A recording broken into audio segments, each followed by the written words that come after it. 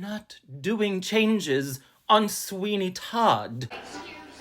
Okay, since you guys love the Stephen Sondheim stories, I have another one for you. This happened the second time I did The Beadle and Sweeney Todd at New York City Opera at Lincoln Center at the State Theater, now called the Coate Theater? David Coate? Yeah. And it was, of course, during a tech rehearsal, and I was sitting out in the audience watching, and stage management called a hold. So Hal Prince was in the audience. It was his production, and his assistant Artie Masala put it up on its feet, but Hal always came in and did the final, touches as was expected. It was him, the legend, Hal Prince.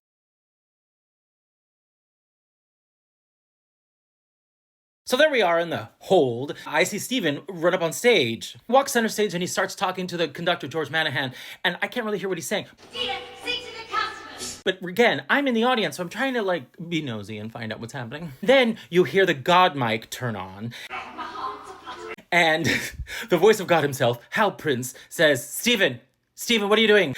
And Mr. Sondheim looks to the audience and he says,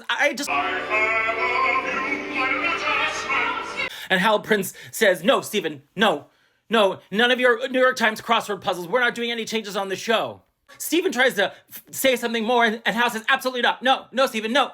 Of course, Stephen backs down and very dejectedly walks all the way off across the stage and then down back into the audience and comes and sits next to me. And I said, oh, gee, what do you say to Stephen Sondheim at that moment? He says to me, yeah, I was troubling some of those lyrics. I wanted to fix them.